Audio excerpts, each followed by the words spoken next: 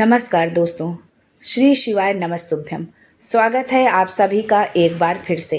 मेरे देवाधिदेव महादेव आप व आपके परिवार पर अपनी कृपा दृष्टि सदा सर्वदा बनाए रखें। दोस्तों, अगर आप अपनी लाइफ में नया कुछ सीखना चाहते हैं और हमारे चैनल पर पहली बार आए हैं तो चैनल को सब्सक्राइब करके बेल आइकन जरूर दबाइएगा। दोस्तों, आज के वीडियो के माध्यम से हम आपको शास्त्रों में बताई गई बेलपत्र से संबंधित कुछ खास बातें बताने वाले हैं। और इतना ही नहीं, शिवलिंग पर चढ़ा हुआ बेलपत्र खाने से क्या चमत्कार होगा, आज के वीडियो में आप ये भी जानिए। दोस्तों, बेलपत्र भगवान शिव को अति प्रिय है। इसके 3 पत्तों में सत, रज और तम तीनों गुणों का वास माना जाता है। वहीं ये भी कहा जाता है कि बेलपत्र के 3 पत्ते त्रिदेवों के साथ होने का प्रतीक है। दोस्तों, ये तो आप सभी जानते हैं कि भगवान शिव की पूजा में बेलपत्र का विशेष महत्व है। जिस घर में बेल का पौधा होता है वहाँ महादेव की कृपा बनी रहती है। साथ ही ऐसे घर में माता लक्ष्मी का वास होता है। शिव पुराण में बताया गया है कि जिस स्थान पर बेलपत्र का पौधा लगा होता है वो स्थान तीर्थ के समान पवित्र और पूजनीय बन जाता है। दोस्तों, यदि आप सावन के महीने में शिवलिंग पर चढ़े हुए बेल पत्र को यदि आप खाते हैं, भगवान भोलेनाथ को आप बेल पत्र अर्पित करते हैं तो आपको करोड़ों कन्यादान के बराबर फल मिलता है। बेल पत्र से जहां भगवान शिव प्रसन्न होते हैं वहीं हनुमान जी भी बेल पत्र चढ़ाने से अति प्रसन्न होते हैं। दोस्तों, आज हम बताएंगे कि शिवलिंग पर चढ़ा बेलपत्र खाने से कैसे फायदा होता है। अगर आप मुसीबतों से घिरे हुए हैं, आर्थिक तंगी से परेशान हैं, आप एक बेलपत्र से अपने जीवन की तमाम परेशानियों से कैसे छुटकारा पा सकते हैं। लेकिन उससे पहले आपसे रिक्वेस्ट करती हूँ कि वीडियो को लाइक करिएगा, दोस्तों को शेयर कर दीजिएगा और अगर आपने अभी तक चैनल को सब्सक्राइब नहीं किया है तो चैनल को सब्सक्राइब करके बेल आइकन जरूर दबाइएगा। दोस्तों, बेलपत्र कोई साधारण पत्ता नहीं है, ये सभी पत्तों में सबसे श्रेष्ठ है और जब ये भगवान शिवलिंग पर चढ़ जाए तो ये कोई साधारण बेलपत्र नहीं रह जाता है, साक्षात भगवान शंकर का प्रसाद बन जाता है। दोस्तों, सावन का महीना चल रहा है और अंतिम सावन के बीतने का जो है समाप्त होने पर है सावन का महीना।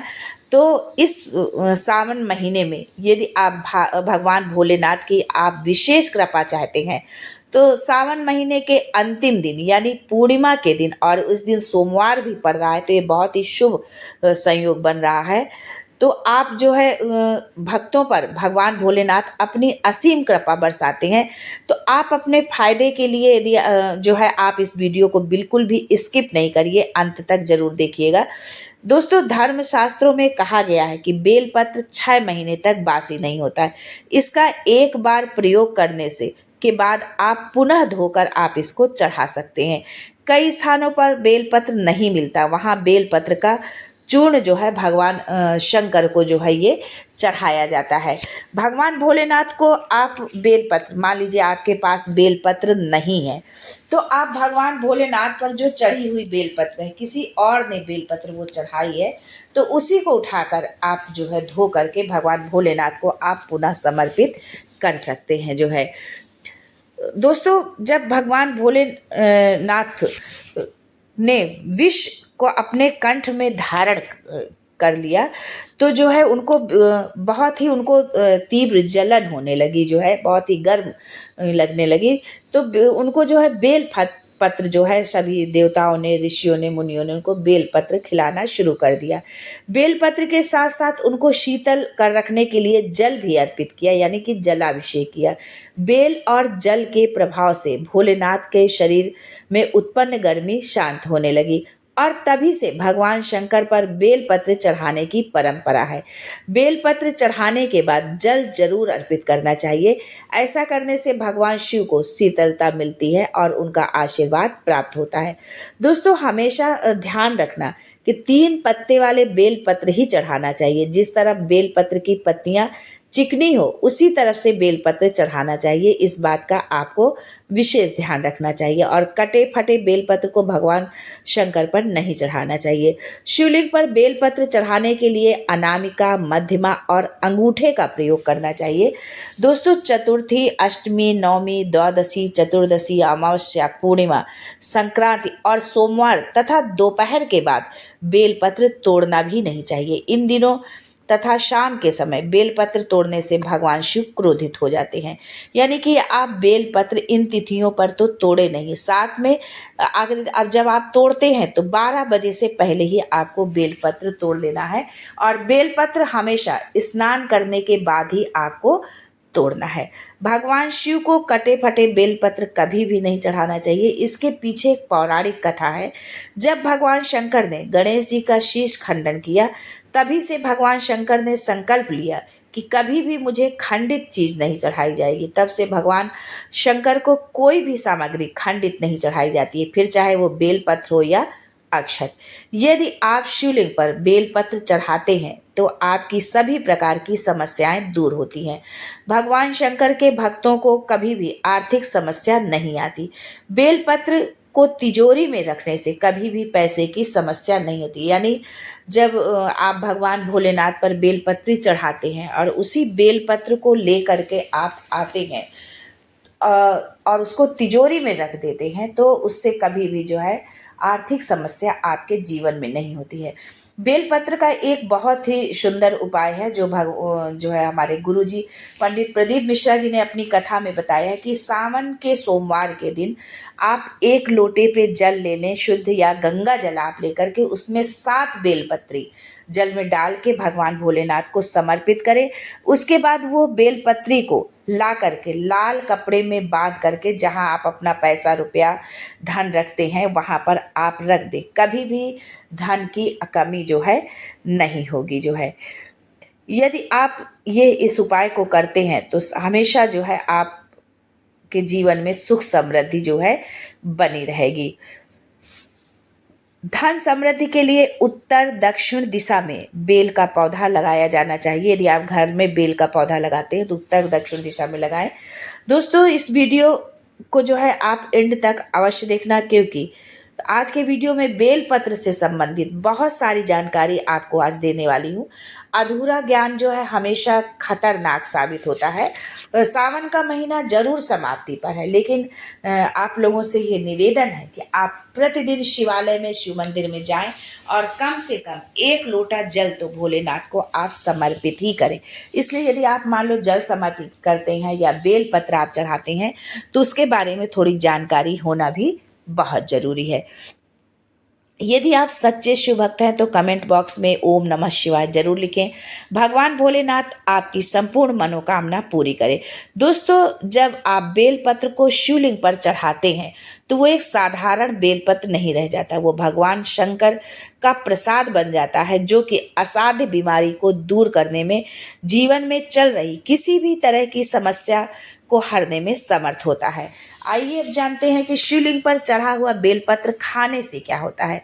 शिवलिंग पर चढ़े हुए बेलपत्र को खाने से सभी प्रकार के रोग दूर हो जाते हैं। वात, कफ और पित्त दोष से छुटकारा आप पा जाते हैं।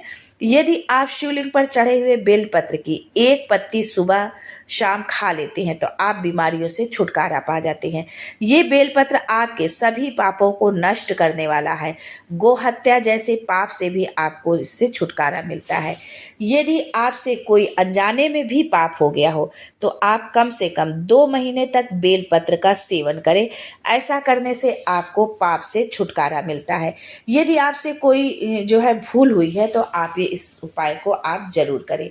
बेलपत्र तामस प्रवृत्ति को समाप्त करता है। बहुत से लोगों में तामस गुण आ जाते हैं। बहुत से लोग मांस मदिरा का सेवन करते हैं जिसके कारण उनके अंदर तामस गुण आ जाते हैं। आपका तन मन दोनों अशुद्ध होता है। शुद्धता के लिए आप प्रतिदिन 5 पत्तियां बेलपत्र की खाएं, 3 सुबह और 2 पत्तियां शाम को। नित्य सेवन करने से तामसी गुणों का नाश हो जाता है। नकारात्मकता आपके जीवन से समाप्त हो जाती है।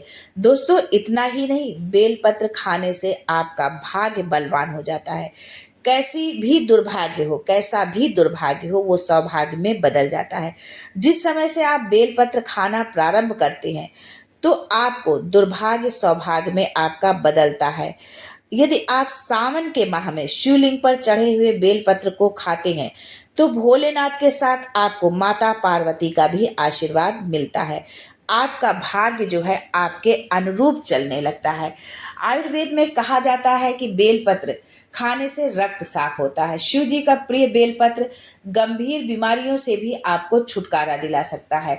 अगर आप लंबे समय से किसी बीमारी से परेशान हैं और हर इलाज नाकाम हो रहा है तो आप सावन के महीने में बेलपत्र शिव जी को इस तरह से आप अर्पित करें जैसा कि आपको बताया है, और फिर जो है आप उस बेलपत्र का आप सेवन करें। यदि आप ऐसा करते हैं तो आपको जरूर उससे लाभ मिलेगा।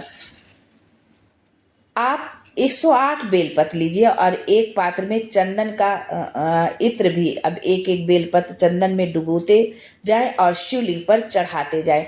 हर बेलपत्र के साथ ओम होम जूम सह का जाप करते रहें। मंत्र जाप के बाद भगवान शिव से शीघ्र स्वस्थ होने की प्रार्थना करें। इस उपाय को यदि स्वयं नहीं कर सकते तो आपके परिवार का कोई अन्य सदस्य भी कर सकता है। दोस्तों, सावन के अंतिम दिन में यानी सावन के में पूर्णिमा के दिन सोमवार के दिन यदि आपके साथ ऐसी कोई समस्या है तो आप इस उपाय को जरूर करें। भोलेनाथ आपके संकट जरूर हरेंगे। दोस्तों, बेलपत्र का केवल दैवीय प्रयोग नहीं है, इसके प्रयोग से सेहत से जुड़ी तमाम समस्याएं चुटकियों में समाप्त हो जाती हैं। बेलपत्र का रस आंख में डालने से आंखों की ज्योति बढ़ती है। बेलपत्र का काढ़ा शहद में मिलाकर पीने से खांसी से राहत मिलती है। सुबह 11 बेलपत्रों का रस पीने से पुराना सिर दर्द ठीक हो जाता है। दोस्तों, यदि आप मुकदमे या किसी विवाद में फंसे हैं और आप बहुत प्रयास के बाद भी छुटकारा नहीं पा रहे हैं तो ये उपाय आप एक बार जरूर करिएगा। रामचरितमानस के उत्तरकांड में राम राज्याभिषेक तक आप जाएं। राज्याभिषेक के समय शिव जी ने श्री राम की जो स्तुति की है उसका पाठ करें। उसके पश्चात पूरी श्रद्धा और विश्वास से राम स्तुति का पाठ करें। आपकी संपूर्ण बाधाएं भगवान शिव दूर करेंगे। यदि संभव हो तो आप ये पाठ शिव मंदिर में करें तो अति शीघ्र चमत्कारी लाभ मिलेगा। दोस्तों, यदि आप संतान सुख से वंचित हैं, अनेकों उपाय के बाद भी आप मायूस ही हैं, तो इस सावन महीने में आप जो है ये उपाय आप जरूर करें। जो है भगवान भोलेनाथ आपकी मनोकामना जरूर पूरी करेंगे, आपकी गोद जरूर भरेंगे। दोस्तों, सावन का महीना जो है भगवान भोलेनाथ को ही समर्पित होता है।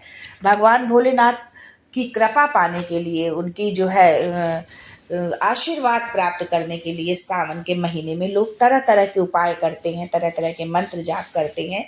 लेकिन यदि आप संतान सुख से वंचित हैं तो आप जो है ये उपाय आपको जरूर करना चाहिए। यदि आप 9 ग्रह में से किसी भी ग्रह से पीड़ित हैं, शनि राहु केतु, तो इन ग्रहों की पीड़ा से छुटकारा पाने के लिए शिवलिंग पर चढ़े 5 बेलपत्र आपको खाना है। ज़्यादा दिन नहीं, बस 1 महीने तक खाना है। आप खाकर देखिए, आप जिस दिन से खाना शुरू करेंगे आपके 9 ग्रह की पीड़ा दूर होना शुरू हो जाएगी। दोस्तों, आप अपनी सामर्थ्य के अनुसार बेलपत्र खाइए। ये नहीं कि हमने 5 बोल दिया तो आप 5 ही खाएं, आप 1 ही खाएं, लेकिन नियम से। यदि आप खाते हैं तो आपका शरीर पवित्र हो जाता है, आपकी वाणी सिद्ध हो जाती है, आप जो बोल देते हैं वही सत्य होता है यदि आप जो है बेलपत्र का सेवन आप करते हैं तो। दोस्तों, सावन के इन अंतिम दिनों में आप ये उपाय जरूर करें। भगवान भोलेनाथ आपकी संपूर्ण मनोकामना पूरी करें। आज के लिए बस इतना ही। दोस्तों, मिलते हैं अगले वीडियो में। तब तक के लिए हर हर Mahadev and thanks for watching my video.